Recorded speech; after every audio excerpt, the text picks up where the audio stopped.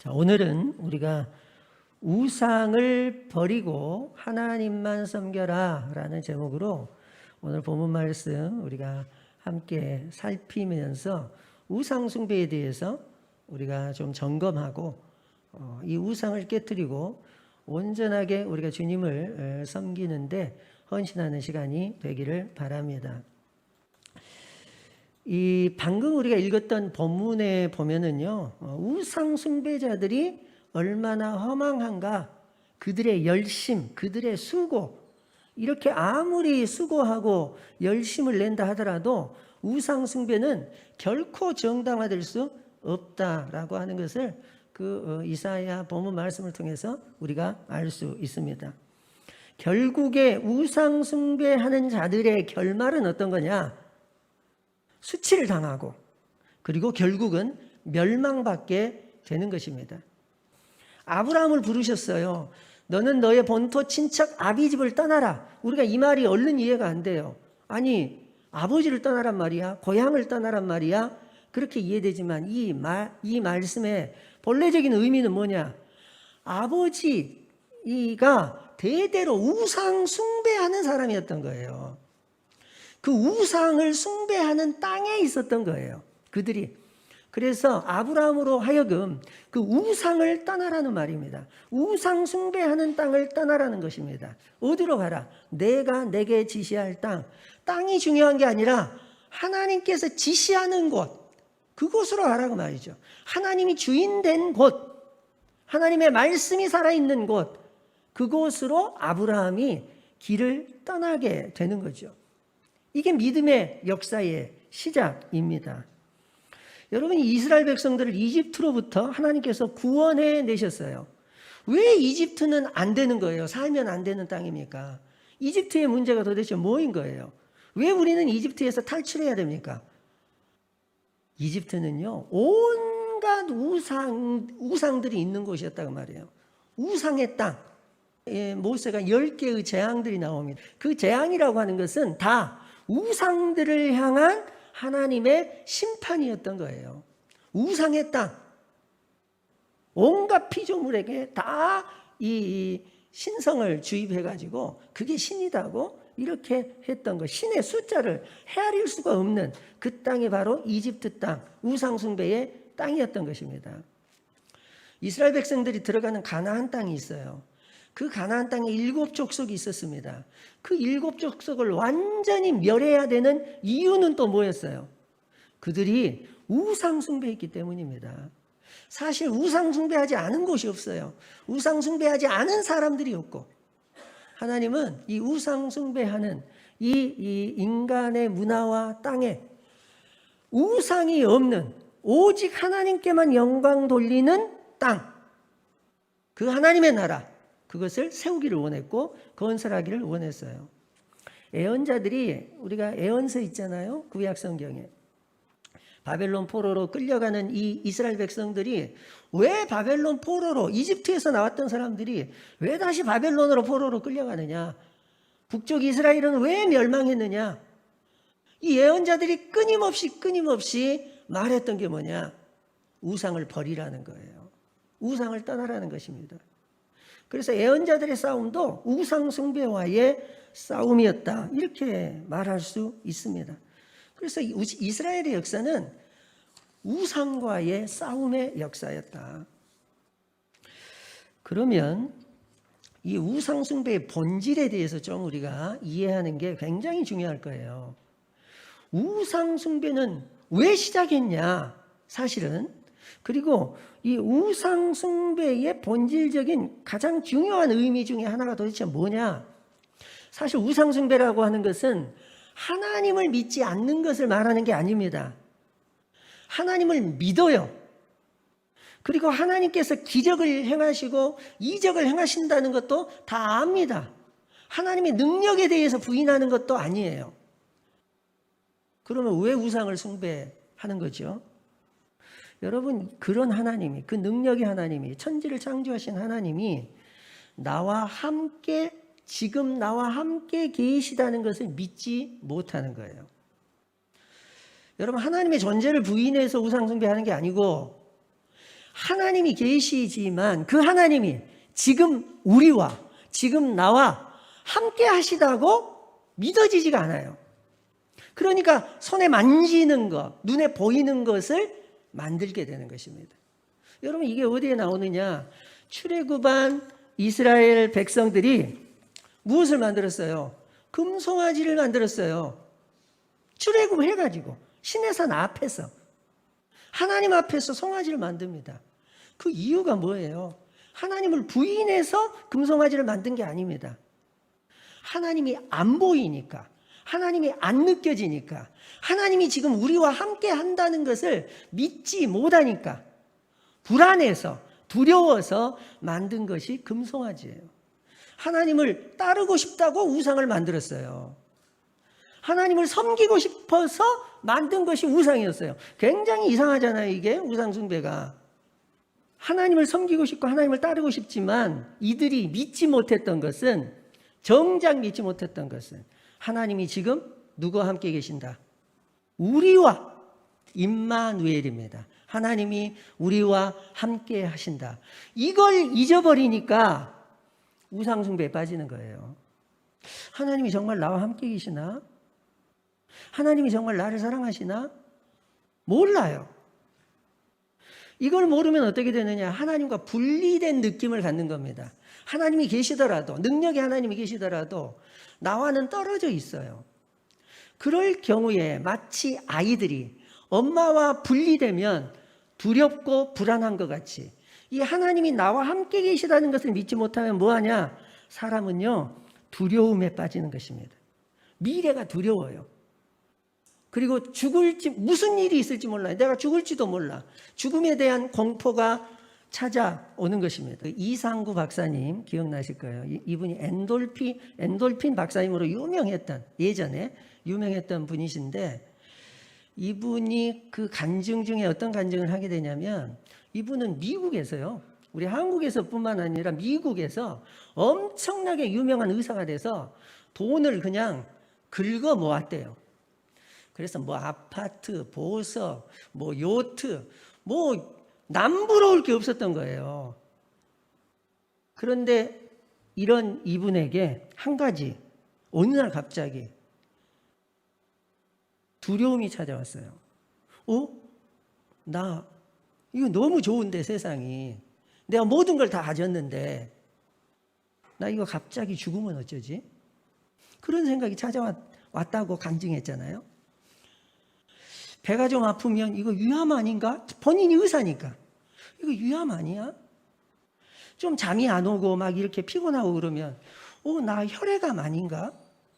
그게 점점 심해져 가지고 잠을 잘 수 없을 지경이었다는 거예요.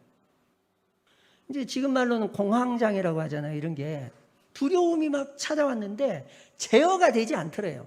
자기가 곧 죽을 것 같고 곧 죽을 것 같고 모든 것은 다 갖춰졌는데 부러울 게 아무것도 없는데, 여러분, 하나님과 분리된 사람의 당연한 결론이에요. 이게 불안한 것입니다.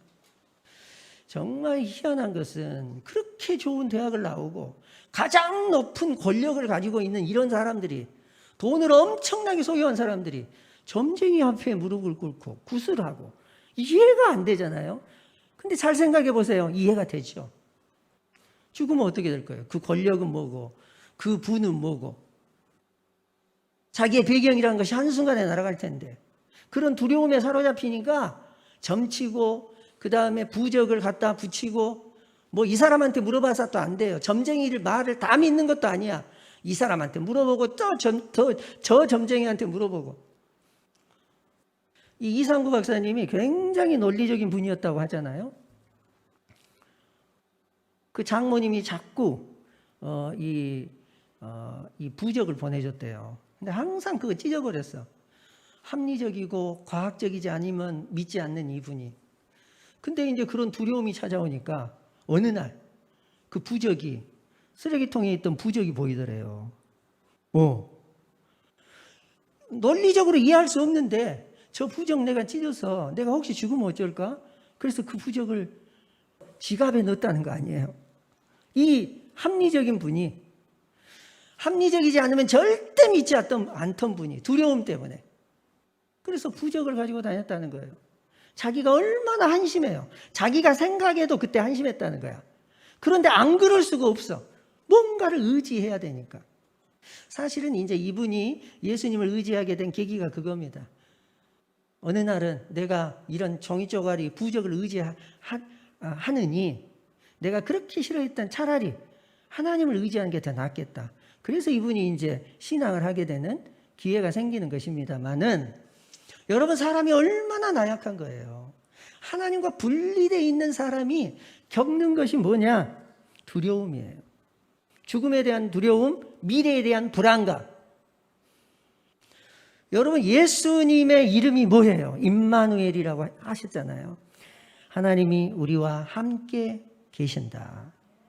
그래서 예수 그리스도만이 이 우상의 그리고 모든 이 미신의 것들을 다 깨트리고 미래의 두려움, 죽음으로부터의 두려움을 깨트리고 우리를 자유를 주시는 분이 예수 그리스도이십니다.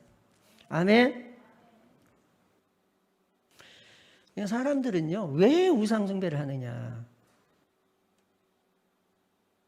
두려워서 그런 거죠. 하나님과 자기가 분리되어 있다라고 하는 그 분리감 때문에 그래요.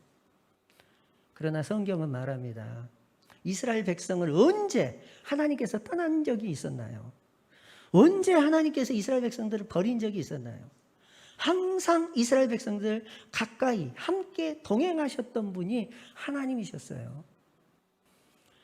정말 하나님이 나와 함께 계시나? 여러분, 십자가를 붙드시기를 축복합니다. 주님이 우리와 함께 하시는 거예요.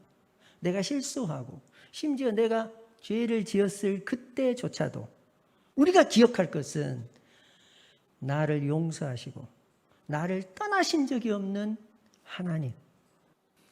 여러분, 나를 사랑하고 나를 죽기까지 사랑하고 내가 죄인 되었을 때 나를 사랑하고 내가 원수 됐을 때조차도 나를 떠나지 않고 버리지 않고 나를 내 곁에 함께 계셨던 그 하나님 붙잡는 우리가 되기를 축복합니다. 이 예수님의 십자가, 나를 위해서 죽으신, 나와 함께 하시는 예수님을 우리가 거절할 때 우상숭배에 빠지는 것입니다. 여러분, 이 우상숭배라고 하는 것은 뭐냐? 우상숭배는 사실 하나님을 배신하는 행위입니다. 근데 이 배신이란 게 하나님이 싫다, 아까 말한 대로요, 하나님이 싫다, 하나님을 거절하는 걸 배신이라고 하지 않아요. 이 배신의 의미는 어떤 거냐? 상한 것을 하나님께 드린 거예요. 상한 것. 하나님께 온전한 것을 드린 게 아니고 부분적인 것을 드리는 것을, 이게 우상숭배입니다. 왜 우상숭배냐? 우상숭배는 하나님을 부인해서 나오는 게 아니고 하나님 대신 다른 것들을 만들었기 때문에 나오는 거예요. 하나님을 인정해요. 그런데 다른 것도 인정하는 것입니다. 여러분, 하나님께 드려야 되는 것은 뭐냐면 온전한 영광이에요. 할렐루야. 하나님은 온전한 것을 받으세요. 영광을 홀로 받으신다 그 말이에요. 우리가 오직 예수 그리스도라는 말을 쓰거든요. 왜 오직이냐? 왜 예수님 뿐이냐?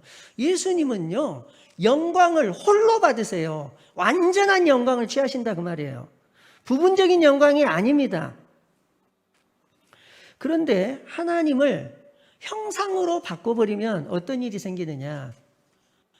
하나님은 영이신데, 온전한 영이신데 그 하나님을 불완전한 물질로 바꿔버리는 거예요. 온전한 것을 불완전한 것으로 바꾸는 것입니다. 완전한 것을 부분적인 것으로 바꾸는 거예요.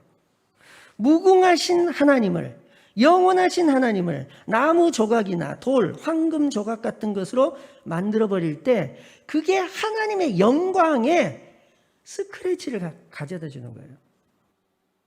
그게 흠을 내는 것입니다.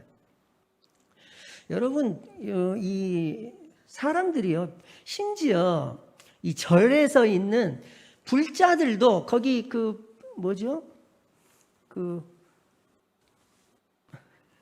뭐라 그래요? 불상, 그렇죠, 불상. 그 불상을 보고 부처라고 생각하는 사람은 없어요. 여러분, 돌을, 그 금송아지를 하나님이다 이렇게는 생각 안 해요. 하나님이 그것을 통해서 무엇을 느끼고 싶냐면 하나님을 느끼고 싶은 거죠. 그러니까 하나님을 바꾸었다라기보다는 그걸 통해서 뭔가 하나님을 보고 싶은 거예요. 여러분, 근데 이게 뭐가 잘못이야? 아까도 이야기했지만 이게 그 영광을 부분적으로 흠을 내는 것과 똑같아요. 영을 영으로 섬겨야 되는데 영을 물질로 바꾸잖아요. 물질을 통해서 어떻게 하나님의 모습을 온전하게 볼 수 있겠어요? 심지어 금을 통해서, 예를 들면 금을 통해서, 금상을 통해서 이걸 통해서 하나님을 느낄 수 있다 이렇게 만들어 놨다면 하나님과 우리 사이에 뭐가 들어있는 거예요? 그 우상이 들어있는 거잖아요. 하나님은 우리를 직접 만나고 싶어 하십니다. 중간에 무엇을 끼기를 원하지 않으세요. 할렐루야. 그래서 우상은 하나님의 영광을 더럽히는 것입니다. 왜냐하면 하나님의 영광을 쪼개버리는 것이기 때문에 그래요. 부분적인 것으로 만들어버리기 때문에 그렇습니다. 참된 종교는 성경에서 말하는 하나님께 영광 돌린다는 것은 유일하신 하나님께만 영광 돌리는 걸 말해요. 뭐라고요? 유일하신 하나님. 유일하신 하나님께만 향한 거다. 그래서 온갖 미신, 우상숭배는 최고의 지위를 하나님께는 허용한다고 하더라도 다른 것들이 있다고 생각해서 다른 것들과 함께 하나님의 영광을 나눠버리는 것입니다. 여러분, 이것이 우상숭배예요. 하나님께 드릴 것은 온전한 것입니다. 아멘. 하나님의 영광을 티끌만큼이라도 손상시키지 말아라. 하나님께 속한 것은 어떤 것이라도 제외시키거나 변경하지 말아라. 스가랴서 14장 9절은 이렇게 말씀합니다. 여호와께서 천하의 왕이 되시리니 그날에는 여호와께서 홀로 한 분이실 것이요 그의 이름이 홀로 하나이실 것이라. 아멘. 왜 오직 예수 그리스도입니까? 영광을 다른 것과 나누지 않아요. 오직 영광을 하나님만 취하십니다. 영광을 다른 데다 돌리면 안 돼요. 부분적으로라도 나누면 안 됩니다. 우리가 조심해야 되는 게 있어요. 그래서 예배를 드릴 때 예배는 오직 하나님께만 완전히 영광을 돌리는 것입니다. 아멘. 중간에 다른 것이 그 영광을 가로채거나 나눠서는 안 돼요. 그래서 우리가 예배를 드릴 때 이런 게 있습니다. 뭐 지금은 이것을 구별하지 않고 그냥 사용하지만 전에는 이걸 엄격하게 구별하자고 한 적이 있어요. 근데 현실적으로 잘 안 되니까 이걸 구별하지는 않습니다. 그러나 그 정신은 우리가 알아야 돼요. 예를 들면 결혼식이라고 하지 결혼 예배라고 하지 않았어요. 근데 지금은 그냥 결혼 예배라고 하더라도 그게 어떤 의미인지 알고 해야 돼요. 예를 들면 이게 이제 이런 것입니다. 결혼식 이 결혼 예배를 드린다. 결혼식을 할 때 결혼식을 하더라도 거기에 주인공은 누구예요? 결혼하는 당사자가 아닌 거예요. 결혼식을 주신 하나님께 영광 돌리는 자리가 예배의 자리죠. 아멘. 이걸 우리가 착각하는 거예요. 예를 들면 어떤 사람이 책을 냈어요. 그래서 출판 기념 예배. 자, 혹시 만약에 예배라는 말을 붙였다면 그 누구에게 그 자리가 영광이 돼야 되겠어요? 100% 하나님께 영광이 돼야죠. 하나님께만. 만약에 그러면 어떤 식으로 이 출판을 하게 하신 하나님께 감사하는 자리가 돼야 돼요. 근데 그 하나님께 감사를 드리면서도 나도 잘했다고 사람들에게 나도 축하를 받는 자리가 되면 어떻게 되느냐? 이게 우상숭배가 되는 거예요. 그래서 우리가 철저히 예배라고 하는 것은 하나님께만 집중하는다. 우리가 선거 때에 정치인들이 간혹 교회에 찾아옵니다. 그리고 인사를 한다고 해요. 근데 우리 이 교회에서 정한 게 있어요. 예배는 누구에게 영광, 예배 와서 예배 드리는 건 좋아요. 그거 막을 필요는 없어요. 누구든지 예배 드리는 건 좋습니다. 근데 예배 중간에 누가 주목을 받고 싶은 거예요. 그 사람이 누구든지 주목받고 싶은 누군가가 있으면 그게 우상숭배가 돼버리는 거예요. 그래서 예배가 마치고 인사를 시키든지 인사를 하더라도 그분이 하나님께 영광을 돌리든지, 사실은 인사를 그래서 시키지 않습니다. 어떻게 하나님께 영광 돌리겠어요? 하나님께 영광 돌린다고 말하면서도 자기가 주목받고 싶은 마음이 있다면 그게 온전한 예배가 되지 않죠. 예배는 오직 한 분이신 하나님께만 집중하고 하나님께만 예배하는 것입니다. 아멘. 여러분, 이게 우리가 예배를 드리면서도 이게 어떻게 해서 우상숭배가 되느냐. 이 오직 예수 그리스도, 그래서 홀로 한 분이라는 말이 이게 배타적인 말을 의미하는 게 아니고 그 영광을 나눌 수 없다는 말이에요. 하나님은 온전한 영광을 받으시는 분입니다. 그분이 참 신이시잖아요. 참 하나님이시잖아요. 아멘. 이 우상숭배에 빠지는 아주 중요한 이유가 또 하나가 있는데, 그게 우상숭배는 사명에 대한 망각 그리고 책임 회피, 그 자리에서 우상숭배에 빠집니다. 이게 무슨 말이냐? 여러분, 이제 카톨릭에 가면 성자들의 상이 있어요. 그리고 심지어는 마리아 상이 있고, 심지어 십자가에 예수님이 이렇게 또 상으로 그려져 있어요. 카톨릭 십자가와 개혁교회 우리 개신교 십자가가 약간 다르잖아요. 예수님이 가운데 없는데 그 상으로 만들지 않는데 거기는 만들어서 걸어져 있어요. 그래서 우리가 의미는 알아야 되겠어요. 우리 종교개혁자들이 이 카톨릭에 대해서 뭐라고 이야기했냐. 왜 상을 만드냐, 교회에. 마리아 상을 왜 만들고 예수님 상을 왜 만드느냐. 성인들의 상을 왜 만드느냐. 어떤 형상도 만들지 말라고 했는데, 그러니까 이 카톨릭에서 대답한 말이 있어요. 뭐라고 대답했느냐. 어떤 사람들은 무지해서 성경을 깨닫지 못한다. 그래서 이런 상을 보면서 성경을 가르치기 위해서 이것을 상을 만든 거다. 그렇게 대답을 했다 이 말이에요. 거기에 대해서 이렇게 말한 거예요. 칼빈이. 아니, 세상에 그 형상이 우리를 가르친다는 말이냐. 그 말 못하는 형상이 그게 우리를 가르친다고? 하나님께서 부르신 사람들이, 하나님께 예배하는 사람들이, 하나님에 따르겠다고 한 사람들이, 말씀을 배우기를 갈망하는 사람들이 말 못하는 그 형상에게 가르침을 받는다고? 그렇게 무지하다고? 이것은 사명을 망각하고 가르쳐야 될 지도자들이, 가르쳐야 될 이 목사들이 자기 사명을 누구에게 맡겨버렸냐? 말 못하는 우상에게 맡긴 꼴이다. 이렇게 비판을 했다 이 말이에요. 여러분, 잘 생각해 보세요. 왜 그것을 거기다 갖다 놓은 거예요? 여러분, 이유는 그거였어요. 가톨릭이 말하는 이유가 그것이 성경을 가르치기 때문이다고. 그 가르치는 것은 우상이 가르쳐야 되겠어요? 아니면 책임 있는 성경 교사, 목사, 지도자가 가르쳐야 되겠습니까? 가르치면 되는 거예요. 아멘. 그래서 바울 사도가 한 이야기가 중요하죠. 그리스도께서 십자가에 못 박히신 것이 너희 눈앞에 밝히 보이거늘, 다른 방법으로가 아니고 밝히 보이거늘 누가 너희를 꾀더냐. 너무 명확한 거예요. 하나님의 말씀이 다른 것으로 뭐 설명하고가 아니고 그 말씀 자체가 그냥 명확한 겁니다.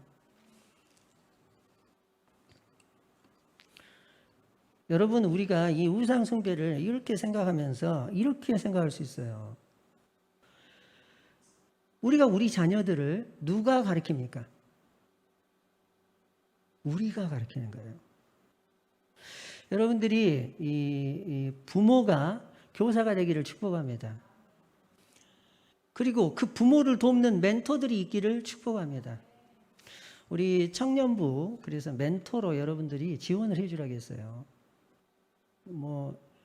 여러분들이 한 사람을 놓고 기도하든 두 사람을 놓고 기도하든 모임을 함께 못 하더라도 상관없어요. 이 일을 누가 할 거냐? 우리가 하는 거예요, 우리가. 아멘.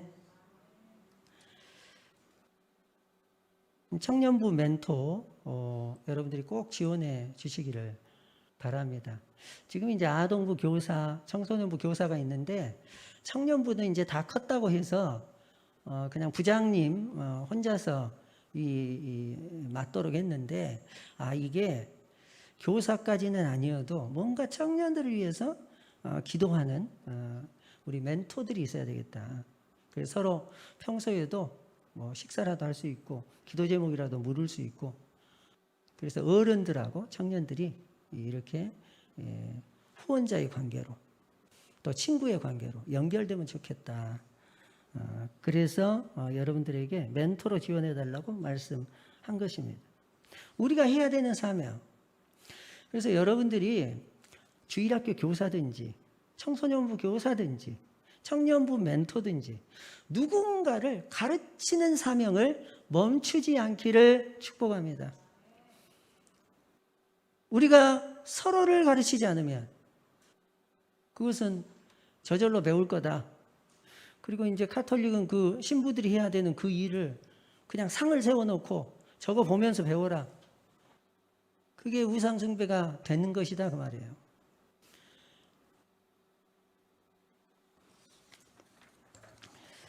여러분 우상숭배의 결정적인 면은 바로 탐욕입니다. 마태복음은 사람이 만일 온 천하를 얻고도 제 목숨을 잃으면 무엇이 유익하리요? 사람이 무엇을 주고 제 목숨과 바꾸겠느냐? 재산이 차고 넘쳐도 권력이 차고 넘쳐도 그게 사람의 목숨만큼 중요한 것은 아니다. 생명만큼은 중요한 게 아니다. 그게 복음을 뛰어넘을 수는 없다. 아멘? 그런데 우리가 어디에다 시간을 썼습니까? 영혼을 살리고 생명을 전하는 데는 뒤로 미루고 오직 돈, 오직 명예, 오직 권력을 얻는데 우리의 모든 시간들을 집중합니다. 골로새서 3장 5절입니다. 그러므로 땅에 있는 지체를 죽이라. 곧 음란과 부정과 사욕과 악한 정욕과 탐심이니 탐심은 우상 숭배니라 라고 말씀합니다. 탐욕의 본질이 뭐냐? 자신에게 필요한 것 그 이상을 추구하는 것입니다. 그래서 남의 필요, 다른 사람의 권리 이런 것은 그냥 무시해도 돼요. 남의 것을 뺏어오는 것. 왜냐하면 돈이, 권력이 목적이 돼버렸기 때문이에요. 돈을 많이 가져서 뭘 할 거냐? 그건 나중에 생각하자 이거예요. 큰 권력을 가져서 뭐 할 거냐? 그 권력을 가진 다음에 생각하자. 말이 안 되는 겁니다. 돈이 목적인 거예요. 그냥 돈 버는 게 목적인 거예요. 돈을 어떻게 쓸 거냐? 하나님이 왜 우리에게 돈을 주셨냐는 생각 안 해요. 이 돈을 가지고 무엇을 할 거냐 생각하지 않습니다. 그냥 돈 버는 것이 인생의 목적이에요. 그냥 다른 사람보다 더 높아지는 것이 그냥 인생의 목적인 거예요. 여러분 이게 우상숭배인 것입니다. 왜? 그것이 바로 하나님의 자리를 대신하고 있기 때문에 그래요. 돈이나 소유가 하나님 자리를 대신하고 있어요. 결국은 뭐냐? 내가 하나님이다 이렇게 말하는 것하고 똑같아요 이게. 그래서 탐심이 우상숭배입니다. 하나님을 목적으로 하지 않아요. 예수님을 목적으로 하지 않습니다. 예수님을 돈 버는 수단으로, 하나님을 돈 버는 수단으로, 내 권력과 내 명예와 내 회사를 성공시키는 수단과 방법으로. 이 바알과 아세라가 있어요. 대표적인 우상이거든요. 바알과 아세라. 바알과 아세라는 여러분 이게 음란의 종교예요. 그러니까 바알과 아세라가 비는 하나님이 주십니다. 풍성한 열매도 하나님이 주세요. 맘몬이라는 신이 있어요. 이 돈의 신이에요. 만몬의 신이. 성공의 신, 돈의 신. 성공해서 뭘 하려고 하느냐? 그건 생각해 본 적이 없어요. 여러분, 그래서 어떤 아이들에게 너 꿈이 뭐냐? 그러면 의사요, 변호사요. 아니, 변호사가 돼서 무엇을 할 건데? 의사가 돼서 도대체 무엇을 할 건데? 대통령이 돼서 도대체 무엇을 할 건데? 그게 꿈이에요. 의사가 돼서 하고 싶은 거. 그게 꿈이고 그게 비전인 거예요. 여러분들이 돈을 벌고 여러분들이 열심히 일해서 정말 이루고 싶은 게 뭐예요? 여러분, 우상 숭배의 결과가 뭡니까? 우리가 처음에 읽었어요. 44장 9절. 우상을 만드는 자는 다 허망하도다. 그들이 원하는 것들은 무익한 것이거늘 그것들의 증인들은 보지도 못하며 알지도 못하니 그러므로 수치를 당하리라.